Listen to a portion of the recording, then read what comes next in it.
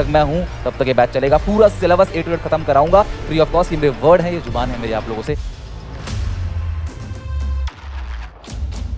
Hello friends, कैसे हैं आप सब लोग? उम्मीद है योद्धा बैच में आप लोग एंजॉय कर रहे हो और क्लास 12th इकोनॉमिक्स, अकाउंटेंसी और बीएसटी का सिलेबस हम जल्दी खत्म करेंगे। बस आप मेरे साथ साथ ऐसे ही मेहनत करते रहो। सपोर्ट करने के लिए वीडियो को लाइक और क्लास चैनल को सब्सक्राइब जरूर करना। अपने क्लास 12th के हर एक दोस्तों तक आप वीडियो पहुंचा सकते हो। आज की वीडियो बहुत इंपॉर्टेंट है क्योंकि आज की वीडियो से 100% क्वेश्चन एक आना ही आना है पेपर में। इंटरेस्टिंग भी है क्योंकि आपको बहुत कुछ सीखने को मिलेगा रियल लाइफ में। रिजर्व बैंक ऑफ इंडिया किस तरीके से अपनी पॉलिसी के थ्रू इन्फ्लेशन और डिफ्लेशन को कंट्रोल करती है। तो स्टार्ट करते हैं class part number 3, banking chapter, class 12th, macro economics. आज का टॉपिक है credit control by reserve bank of India. सबसे पहले हम बात करते हैं इन्फ्लेशन और डिफ्लेशन की। इन्फ्लेशन वो सिचुएशन है जहां पे डिमांड ज़्यादा करती है जनता, क्योंकि उनके पास पैसा ज़्यादा है और उनकी डिमांड ज़्यादा करने की वजह से general price of goods and services, यानी जो गुड्स एंड सर्विसेज का प्राइस है वो बढ़ता चला जाता है। सीधी सीधी बात, महंगाई। इन्फ्लेशन यानी कि क्लास राइज इन प्राइसेस, सो महंगाई। और डिफ्लेशन वो सिचुएशन है जहां लोग डिमांड नहीं कर रहे हैं, जिसकी वजह से क्लास चीज़ों की कीमत घटना स्टार्ट हो जाती है, उसको बोलते हैं डिफ्लेशन। और जहां पर देखो इन्फ्लेशन में डिमांड ज़्यादा है सप्लाई से, ठीक है, डिफ्लेशन में डिमांड कम है सप्लाई ज़्यादा है, और इक्विलिब्रियम में डिमांड सप्लाई दोनों बराबर है। इक्विलिब्रियम वो पोजीशन है जहां पे demand for goods and services is equal to supply for goods and services, ठीक है, उसे बोलते हैं इकोनॉमी इज इन इक्विलिब्रियम। अब इन्फ्लेशन और डिफ्लेशन दोनों को कंट्रोल करने का काम, यानी कि अगर प्राइसेस बढ़ रहा है तो उसे कंट्रोल आरबीआई करेगी, प्राइसेस घट रहा है तो भी उसे कंट्रोल आरबीआई करेगी। सो आरबीआई की एक पॉलिसी है जिसको बोलते हैं मॉनेटरी पॉलिसी, जिसके through reserve bank of India inflation और डिफ्लेशन को कंट्रोल करती है। कैसे करती है, एंड तक देखना, पूरा समझ आएगा। सबसे पहले अगर मैं बात करूं इन्फ्लेशन डिफ्लेशन को कंट्रोल कैसे किया जाता है, ध्यान समझना। अगर कंट्री में इन्फ्लेशन है, ठीक है, अगर कंट्री में इन्फ्लेशन है तो सरकार क्या करती है क्लास, मनी सप्लाई को, अगर कंट्री में इन्फ्लेशन है तो मनी सप्लाई को रेस्ट्रिक्ट कर देती है। क्या करती है क्लास, रेस्ट्रिक्ट, कि भाई लोगों के हाथ में पैसा नहीं जाना चाहिए।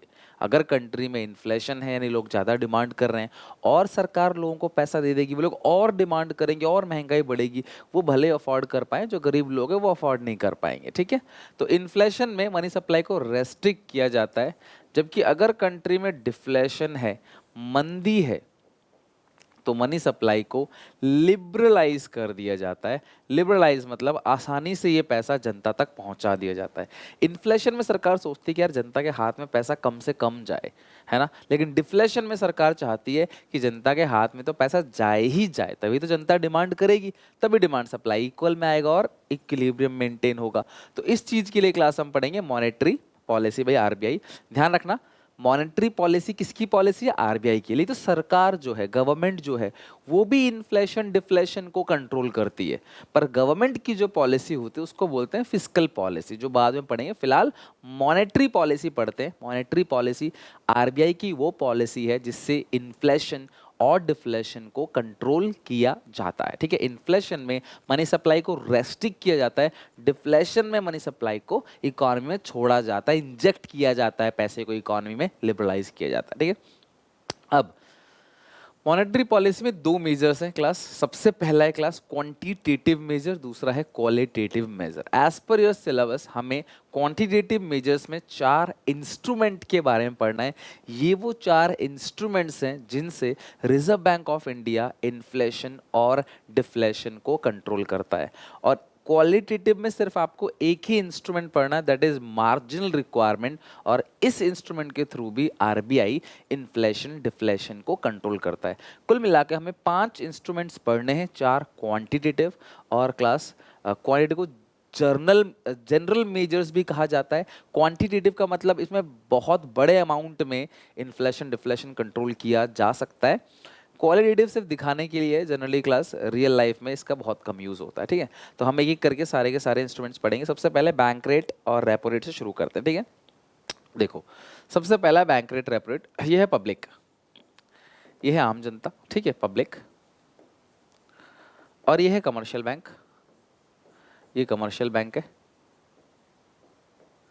Commercial bank. और ये है सेंट्रल बैंक, थोड़ा सा इसको बड़ा बनाते, ये है सेंट्रल बैंक यानी कि आरबीआई। अगर पब्लिक को मुसीबत होगी तो पब्लिक कहाँ जाएगी? कमर्शियल बैंक के पास लोन लेने। तो पब्लिक कमर्शियल बैंक से जो लोन लेगी, जिस रेट पे लेगी, उस रेट को बोलते हैं रेट ऑफ इंटरेस्ट। आम जनता कमर्शियल बैंक से जिस रेट पे लोन लेती है उस रेट को बोलते हैं रेट ऑफ इंटरेस्ट। और कमर्शियल बैंक को जब जरूरत पड़ेगी तो कमर्शियल बैंक लोन किससे लेगी? आरबीआई। कमर्शियल बैंक आरबीआई से जिस रेट पे लोन लेगी उसको बोलते हैं क्लास बैंक रेट या रेपो रेट। ध्यान रखना, बैंक रेट या रेपो रेट वो रेट है जिस रेट पे कमर्शियल बैंक आरबीआई से उधार लेती है। ठीक है, बैंक रेट या रेपो रेट वो रेट है जिस रेट पे कमर्शियल बैंक किससे उधार लेती है? आरबीआई से। ठीक है, तो ये जनरली क्लास 5 से 6% के बीच होता है और इसमें बेसिकली 5 से 6% के आसपास होगा, ऊपर नीचे भी हो सकता है, हर कुछ कुछ महीने में चेंज होता रहता है। ये बैंक रेट बेसिकली होता है लॉन्ग टर्म के लिए और जो रेपो रेट है वो है शॉर्ट टर्म के लिए। बस इतना ही फर्क समझो, लॉन्ग टर्म के लिए लोन ले रही है तो जो रेट होगा वो अलग होगा, शॉर्ट टर्म के लिए अलग होगा। तो रेपो रेट जो है उसको बोलते हैं शॉर्ट टर्म और बैंक रेट क्या है? Long term. ठीक है, अच्छा, कंट्री में अगर इन्फ्लेशन है, अगर कंट्री में इन्फ्लेशन है तो आरबीआई क्या करती है पता है? आरबीआई क्या करती है? बैंक रेट या रेपो रेट को बढ़ा देती है। जैसे ही बैंक रेट या रेपो रेट बढ़ेगा तो कमर्शियल बैंक क्या करेगी? ज़्यादा ब्याज, आरबीआई क्या करेगी? ज़्यादा इंटरेस्ट लेगी कमर्शियल बैंक से। कमर्शियल बैंक ने रिजर्व बैंक ऑफ इंडिया से उधार लिया है और आरबीआई ने बैंक रेट बढ़ा दिया, रेपो रेट बढ़ा दिया, तो यानी कमर्शियल बैंक को हाई इंटरेस्ट पे करना पड़ेगा। तो कमर्शियल बैंक क्या करेगा? रेट ऑफ इंटरेस्ट भी बढ़ा देगा। ठीक है, अगर बैंक रेट बढ़ेगा तो रेट ऑफ इंटरेस्ट भी बढ़ेगा और अगर रेट ऑफ इंटरेस्ट बढ़ता है तो जो लोग लोन लेंगे वो कम लेंगे। भाई अगर रेट ऑफ इंटरेस्ट बढ़ेगा तो लोग लोन कम लेंगे और अगर लोग लोन कम लेंगे तो लोग डिमांड भी कम करेंगे। और इन्फ्लेशन वो सिचुएशन है जहां लोग ज़्यादा डिमांड कर रहे थे, आरबीआई ने बैंक रेट को बढ़ा के उसे कम कर दिया और बाद में डिमांड सप्लाई किसके हो जाएगा? आपस में बराबर हो जाएगा। यानी कि इन्फ्लेशन कंट्रोल करने के लिए reserve bank of India bank rate को इंक्रीज करता है। ये इनसे ज़्यादा ब्याज लेंगे तो ये भी इनसे ज़्यादा ब्याज लेंगे तो ये लोग लोन कम लेंगे बेचारे, हाई रेट ऑफ इंटरेस्ट कौन भरेगा? लोन कम लेंगे तो डिमांड कम करेंगे। अगर भाई मेरे को लोन नहीं मिल रहा तो मैं चीज़ें नहीं खरीद पाऊंगा, डिमांड कम करूंगा और डिमांड सप्लाई की क्या हो जाएगा? बराबर हो जाएगा। सिमिलरली अगर डिफ्लेशन है, अगर कंट्री में डिफ्लेशन है यानी कि लोग डिमांड नहीं कर रहे, ठीक है, तो आरबीआई क्या करेगी? बैंक रेट कम कर देगी। अब आपके मन में आ सकता है कि भाई आरबीआई ने बैंक रेट कम कर दिया पर कमर्शियल बैंक फिर भी ज़्यादा ब्याज ले, नहीं कर सकती कमर्शियल बैंक, भाई करोड़ों की पेनल्टी लगती है कुछ भी इन्होंने अगर ऐसा किया जो पब्लिक इंटरेस्ट के खिलाफ है। तो आरबीआई क्या करेगी? बैंक रेट या रेपो रेट को कम करेगी। जैसे ही बैंक रेट या रेपो रेट कम हुआ तो कमर्शियल बैंक पब्लिक को भी सस्ते रेट पे लोन देंगे, इंटरेस्ट रेट कम। जैसे ही इंटरेस्ट रेट कम होगा अमाउंट ऑफ लोन बढ़ेगा, लोग लोन ज़्यादा लेंगे, कम ब्याज हो गया ना तो लोग लोन ज़्यादा लेंगे और तब अगर लोग लोन ज़्यादा लेंगे तो उस पैसे से डिमांड ज़्यादा करेंगे और जो डिमांड की कमी थी वो पूरी हो जाएगी और लास्ट में डिमांड सप्लाई आपस में बराबर हो जाएगा। समझे बात को? तो इन्फ्लेशन और डिफ्लेशन को reserve bank of India control करता है थ्रू बैंक रेट या रेपो रेट। बैंक रेट बढ़ेगा, इन्फ्लेशन कंट्रोल होगा, बैंक रेट घटेगा, डिफ्लेशन कंट्रोल होगा। Same in situation of repo rate. Okay, पहला पॉइंट आई होप अच्छे से क्लियर हो गया। ठीक है, सेकंड सीआरआर एसएलआर। मैं आपको ऑलरेडी बता चुका हूं क्लास, इनिशियल डिपॉजिट का एक फिक्स परसेंट जो कमर्शियल बैंक आरबीआई को देती है वो सीआरआर है और इनिशियल डिपॉजिट का एक फिक्स परसेंट जो कमर्शियल बैंक अपने पास रखती है वो एसएलआर है। ठीक है, और दोनों को मिला के आता है लीगल रिजर्व रेशियो और ये क्रेडिट देने को रोकता है। भाई अगर आप ज़्यादा रिजर्व बनाओगे तो आप उधार कम दे पाओगे, सीधी सी बात है। भाई मुझे किसी ने 100 दिया, सरकार कहते हैं नहीं 40 तुम किसी को उधार नहीं दे सकते, रिजर्व बनाओ, तो मैं 60 ही दे पाऊंगा उधार। ठीक है, तो अब मान लो किसी ने, मान लो डिपॉजिट किसी ने किया था 1000 रुपये और मैं मान लेता हूँ एलआरआर 10% है। ठीक है, तो लोन कितना जाएगा क्लास? 10%। तो मेरा ब्लॉक हो गया तो लोन कितना जाएगा? बचा हुआ 900। कल को आरबीआई बोले कि भाई एलआरआर 20% है तो मुझे 200 रुपये रिजर्व बनाना पड़ेगा 1000 में से, तो लोन कितना जाएगा 800। तो आप क्या सोच रहे हो कि लोन जैसे जैसे एलआरआर बढ़ता चला जाएगा लोन कम होता चला जाएगा, एंड वाइस वर्सा, एलआरआर कम होगा तो लोन ज्यादा होगा, है कि नहीं, वाइस वर्सा। तो अगर कंट्री में इन्फ्लेशन है, टू कंट्रोल इन्फ्लेशन, अगर कंट्री में इन्फ्लेशन है तो आरबीआई क्या करेगी, अगर कंट्री में इन्फ्लेशन है तो आरबीआई क्या करेगी, एलआरआर को बढ़ा देगी, यानी सीआरआर एसएलआर या दोनों कह लो, उसको आरबीआई बढ़ा देगी। जैसे ही सीआरआर एसएलआर बढ़ेगा तो होगा क्या क्लास, उससे लोन कम जाएगा, अमाउंट ऑफ लोन कम। देखो ना, एलआरआर 10% था, लोन 900, एलआरआर 20% हो गया, लोन 800। और जैसे ही लोन कम होगा तो लोग डिमांड भी क्या करेंगे क्लास, जब लोन ही नहीं मिल रहा लोग डिमांड कम करेंगे, और देन डिमांड सप्लाई के बराबर हो जाएगा। इसी बात को क्लास नॉर्मल लैंग्वेज में लिख देना है, नोट्स में एसपीसीसी ऐप पे, फ्री स्टडी मटेरियल में, या फिर क्लास अपने टेलीग्राम दोनों पे अपलोड कर दूंगा, ठीक है, लिंक डिस्क्रिप्शन में मिल जाएगा। तो इन्फ्लेशन कंट्रोल करने के लिए क्या होता है, आरबीआई बैंक रेट को बढ़ाती है और एलआरआर को बढ़ाती है, और डिफ्लेशन कंट्रोल करने के लिए दोनों को कम कर देती है, टू कंट्रोल डिफ्लेशन।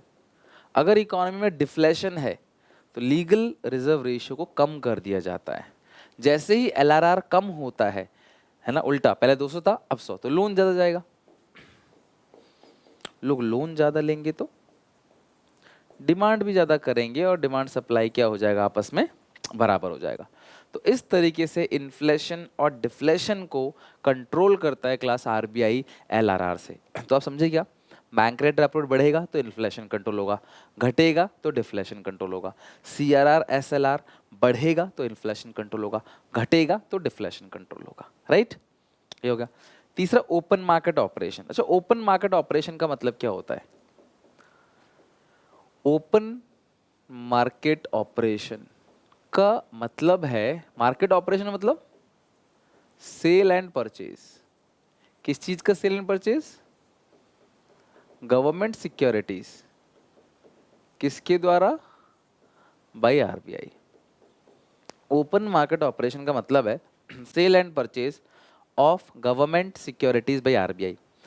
हमने पहले भी पढ़ा था क्लास मनी बैंकिंग के फंक्शन में कि रिजर्व बैंक ऑफ इंडिया जो है वो सरकार का एडवाइजर है, सरकार का एजेंट है, सरकार के बिहाफ में ये सिक्योरिटीज को सेल परचेज करता है। तो अगर कंट्री में इन्फ्लेशन है, अब होता क्या है ध्यान समझना, ये है मान लो आरबीआई, ये है कमर्शियल बैंक, ये है पब्लिक, ठीक है। तो आरबीआई क्या करता है, पब्लिक को इन्फ्लेशन में शेयर बेचता है। अगर कंट्री में इन्फ्लेशन है, महंगाई बढ़ रही है, तो आरबीआई क्या करेगा, सेल करेगा, बोलेगा खरीद लो सिक्योरिटी। अब ये आरबीआई की जो सिक्योरिटीज होती है ना, उनको, सरकार की जो सिक्योरिटीज होते हैं उनको ट्रेजरी बिल्स बोलते हैं। बेचता कौन है, आरबीआई। आरबीआई सरकार के बिहाफ में जनता को ट्रेजरी बिल्स बेचता है। तो अगर कंट्री में इन्फ्लेशन है तो आरबीआई पब्लिक को बेचेगा, तो पब्लिक उत्सुकता दिखाएगी उसे खरीदने में, क्यों, सरकारी शेयर्स है, रिटर्न मिलेगा ही मिलेगा, इन्वेस्टमेंट अच्छी है, तो लोग खरीदेंगे। तो लोग खरीदेंगे तो पेमेंट करेंगे, लोग पैसा क्या करेंगे, बैंक से विड्रॉ करेंगे। मान लो मुझे सरकार के शेयर्स खरीदने हैं, तो पैसा बैंक से निकालूंगा ना, तभी तो पेमेंट करूंगा ऑनलाइन। तो जब ऑनलाइन पेमेंट करूंगा तो कमर्शियल बैंक किसी को लोन नहीं दे पाएगा, फिर क्यों, लोग अपना पैसा निकालते चले जा रहे हैं ना बैंकों से, तो बैंक लोन कहाँ से देगा, बैंक लोन नहीं दे पाएगा, लोन कम, लोन कम तो डिमांड कम। तो टू कंट्रोल इन्फ्लेशन, इसी इन्फ्लेशन को ना एक्सिस डिमांड भी कहते हैं, इसी इन्फ्लेशन को ओवर एम्प्लॉयमेंट या एक्सिस डिमांड भी कहते हैं। तो to control inflation, inflation control करने के लिए RBI sell securities to public, RBI securities को बेचेगा पब्लिक को, सॉरी सॉरी, तो पब्लिक क्या करेगी, public withdraw money from commercial bank. भाई सीधी सी बात है, पब्लिक अपना पैसा निकालेगी, पब्लिक विड्रॉ करेगी पैसे को, तो कमर्शियल बैंक क्या करेगा, लोन देने की कैपेसिटी कम हो जाएगी, और लोन कम मिलेगा तो लोग डिमांड भी कम करेंगे। तो इन्फ्लेशन कंट्रोल करने के लिए आरबीआई गवर्नमेंट सिक्योरिटीज को बेच देता है पब्लिक को, पब्लिक बैंक से पैसा निकालती है, पेमेंट करती है सिक्योरिटी खरीदने के लिए, और बैंक बेचारा फिर लोन कम दे पाएगा। और लोन अगर बैंक कम देगा एक्सिस डिमांड में या इन्फ्लेशन में डिमांड ज़्यादा हो रही थी, लोन कम देगा तो डिमांड सप्लाई बराबर हो जाएगा। ठीक है, सिमिलरली यही केस अगर डिफ्लेशन का हो, टू कंट्रोल डिफ्लेशन, समझ में आनी चाहिए बात, ये रट्टा तो देखो ये टॉपिक नहीं लगेगा, ये टॉपिक पूरा का पूरा अंडरस्टैंड बेस पे अच्छे समझो। कंट्री में डिफ्लेशन है, लोग डिमांड नहीं कर रहे, तो आरबीआई क्या करेगी, अपनी सिक्योरिटी वापस पब्लिक से खरीद लेगी। RBI purchase security from public, RBI purchase securities from public, from public, RBI securities को परचेज करेगी फ्रॉम पब्लिक। तो जब आरबीआई सिक्योरिटीज को परचेज करेगी तो आरबीआई वापस पब्लिक को पैसे देगी, तो पब्लिक क्या करेगी उस पैसे का, पब्लिक डिपॉजिट देयर मनी, या पैसा सीधा बैंक अकाउंट में आएगा। वहां पे निकाल के पेमेंट किया था, अब आ गया, मान लो मैंने शेयर खरीदा था तो बैंक से मेरा पैसा चला गया, अब वापस मैंने आरबीआई को दे दिया, यानी आरबीआई ने मुझसे खरीद लिया, RBI purchase security from public, तो आरबीआई मुझे पैसे देगी, है ना। यहाँ पैसा मेरे पास से चला गया था, यहाँ पैसा आ गया, public deposit their money into commercial bank, public अपना पैसा कमर्शियल बैंक में जमा करेगी। तो कमर्शियल बैंक के पास काफी पैसा आ गया तो कमर्शियल बैंक लोन देगी, और डिफ्लेशन में लोन अगर ज्यादा जाएगा तो जाहिर सी बात है डिमांड ही बढ़ेगा। बैंक देखो सीधा सीधा रिलेशनशिप है, लोन ज्यादा अगर मिलेगा लोगों को तो लोग डिमांड ज्यादा करेंगे, और फिर डिमांड सप्लाई आपस में क्या हो जाएगा, बराबर हो जाएगा। यहाँ लोन कम डिमांड कम, वहाँ लोन ज्यादा डिमांड ज्यादा। ठीक है, तो ये है ओपन मार्केट ऑपरेशन, यानी कि इन्फ्लेशन कंट्रोल करने के लिए आरबीआई बैंक रेट को बढ़ाएगी, सीआरआर एसएलआर को बढ़ाएगी, रेपो रेट बढ़ाएगी, और गवर्नमेंट सिक्योरिटीज को सेल करेगी। और डिफ्लेशन कंट्रोल करने के लिए आरबीआई बैंक रेट कम करेगी, रेपो रेट कम करेगी, सीआरआर एसएलआर को कम करेगी, और गवर्नमेंट सिक्योरिटीज को पब्लिक से परचेज करेगी।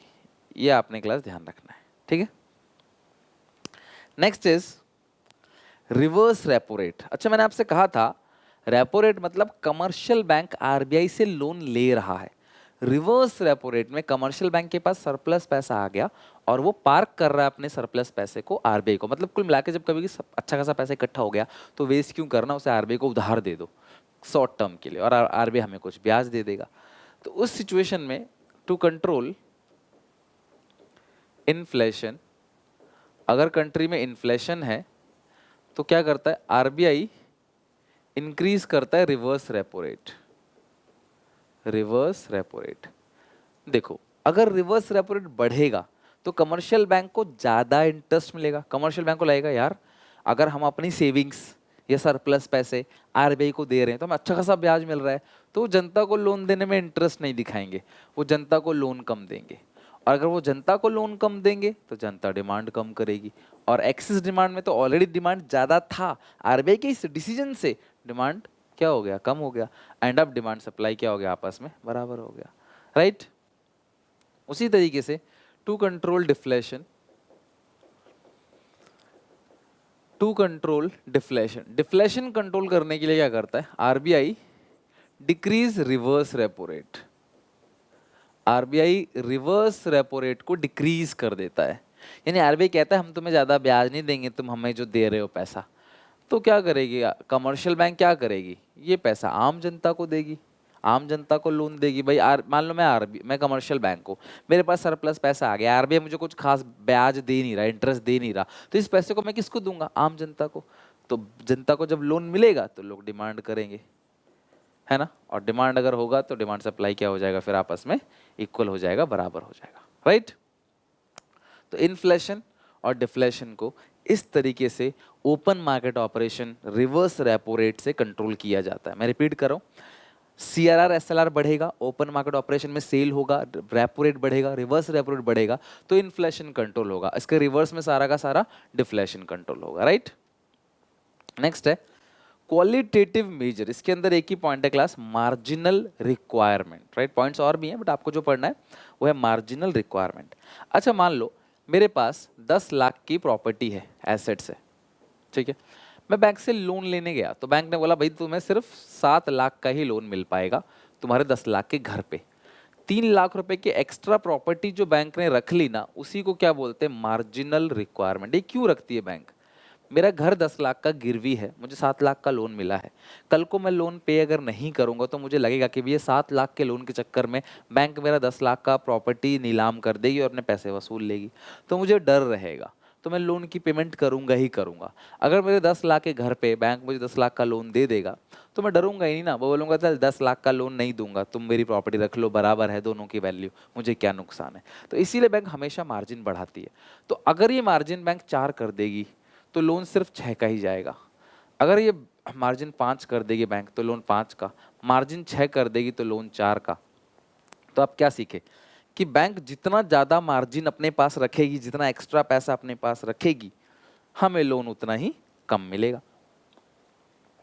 तो हम तो ये चाहते हैं, आम जनता क्या चाहती है कि बैंक मार्जिन कम से कम रखे, और बैंक क्या चाहती है, वो सेफ रहने के लिए मार्जिन ज़्यादा से ज़्यादा रखे। तो कहने का सेंस सिर्फ इतना है कि मार्जिनल रिक्वायरमेंट का लोन के साथ कैसा रिलेशनशिप है, इनवर्स रिलेशनशिप है। अब समझना, टू कंट्रोल इन्फ्लेशन, अगर कंट्री में इन्फ्लेशन है तो आरबीआई क्या करेगी, मार्जिनल रिक्वायरमेंट को बढ़ा देगी। आरबीआई अपने पास ज़्यादा मार्जिन रखेगी। 10 लाख की प्रॉपर्टी है, बैंक कहेगी नहीं 4 लाख हम अपने पास रखेंगे, तुम्हें 6 लाख का लोन देंगे 10 लाख की प्रॉपर्टी पे कुल। तो लोन कम जाएगा, मार्जिन बढ़ेगा, लोगों को लोन कम मिलेगा। लोगों को लोन कम मिलेगा तो लोग डिमांड क्या करेंगे, कम करेंगे। सीधी सी बात है, मेरा 10 लाख का घर गिरवी रखा है, मुझे सिर्फ 6 लाख मिला है तो मैं 6 लाख खर्च करूंगा। अगर मुझे 7 मिलता तो मैं 7 लाख खर्च करता, है कि नहीं। टू कंट्रोल डिफ्लेशन, अगर कंट्री में डिफ्लेशन है यानी कि मंदी है तो आरबीआई क्या करेगी, मार्जिनल रिक्वायरमेंट को कम करेगी। आरबीआई कहेगी भाई मार्जिन कम, 10 लाख की प्रॉपर्टी पे चलो तुम 9 लाख का लोन ले लो, कोई दिक्कत नहीं, 1 लाख ही रखेंगे मार्जिन, या 50,000 का मार्जिन रखेंगे, तुम 9,50 का 9,50,000 का लोन ले लो। तो मार्जिन अगर कम हो गया तो लोगों को लोन ज़्यादा मिलेगा। जब लोगों को लोन ज़्यादा मिलेगा तो लोग डिमांड ज़्यादा करेंगे, और फिर डिमांड सप्लाई क्या हो जाएगा, आपस में बराबर। इन्फ्लेशन में डिमांड ज़्यादा, उसे कम करना है। डिफ्लेशन में डिमांड कम है, उसको ज़्यादा करना है, सो दैट इकोनॉमी इक्विलिब्रियम में आ जाए। इक्विलिब्रियम वो पॉइंट होता है जहाँ डिमांड सप्लाई आपस में बराबर होता है, राइट। तो ये है क्लास आपके 5 के 5 पॉइंट। एग्जामिनेशन में पक्की बात है इससे एक ना एक क्वेश्चन जरूर पूछा जाएगा, हर साल आता है इसलिए बोल रहा हूँ। तो आपको इसको बहुत अच्छे से पढ़ लेना है, और इसके साथ ये जो चैप्टर है मनी बैंकिंग का, जो बैंकिंग का पोर्शन है वो पूरी तरीके से क्लास खत्म हो गया। आई होप क्लास ये इंस्ट्रूमेंट्स में बहुत इजी वे में तुम्हें समझा पाया। मैं अगेन रिपीट कर रहा हूँ फाइनल, कि अगर कंट्री में इन्फ्लेशन है तो इसको बढ़ाओ, इसको बढ़ाओ, इसमें सेल करो, इसको बढ़ाओ और इसको बढ़ाओ। देख रहे हो कितना शॉर्ट, आपको अच्छे से याद हो जाएगा। सब कुछ इंक्रीज होगा तो इन्फ्लेशन कंट्रोल होगा, और डिफ्लेशन कंट्रोल करना है, घटाओ घटाओ, परचेज करो, ये भी घटाओ ये भी घटाओ। तो इन्फ्लेशन कंट्रोल कैसे करोगे सर, बैंक रेट बढ़ा देंगे, रेपो रेट बढ़ा देंगे, CRR SLR इंक्रीज करेंगे, रिवर्स रेपो रेट भी बढ़ जाएगा, मार्जिनल रिक्वायरमेंट ही बढ़ेगा, और ओपन मार्केट में सरकार अपनी सिक्योरिटीज को आरबीआई के थ्रू बेचेगी। और डिफ्लेशन में आरबीआई परचेज करेगी सिक्योरिटीज को, बाकी सब घटेगा, बैंक रेट घटेगा, CRR SLR घटेगा, रिवर्स रेपो रेट भी फॉल होगा, डिक्रीज होगा, और मार्जिन रिक्वायरमेंट भी क्या होगा, कम होगा। मार्जिनल रिक्वायरमेंट होता क्या है, difference between assets mortgage and loan taken. Asset 10 lakh का है, लोन सिर्फ 7 का मिला, तो यही 3 लाख क्या है क्लास, मार्जिनल रिक्वायरमेंट है। और ये जितना ज़्यादा होगा लोन उतना ही कम होगा। क्लियर है यहाँ तक, और जितना कम होगा लोन उतना ही ज़्यादा होगा। बैंक जितना मार्जिन कम रखेगी आपको उतना ज़्यादा पैसा मिलेगा लोन के रूप में, आप उतना ज़्यादा खर्च करोगे। मार्जिन जितना ज़्यादा होगा आपको पैसा कम मिलेगा, आप खर्च कम कर पाओगे, राइट। तो फाइनली क्लास यहाँ पे ये चैप्टर पूरी तरीके से हमारा अच्छे से एंड हो गया, और आप भी इस चैप्टर को पूरा का पूरा पढ़ के समझ के अच्छे से आओगे, ताकि हम अगली क्लास में नया चैप्टर स्टार्ट कर सके। Till then take care, bye bye, मिलते हैं नेक्स्ट वीडियो में क्लास। और अच्छी लगी वीडियो तो लाइक करना, कमेंट करके बताना कैसा लगा, कोई दिक्कत परेशानी हो मुझे कमेंट में बताना, ठीक है। चलो बाय।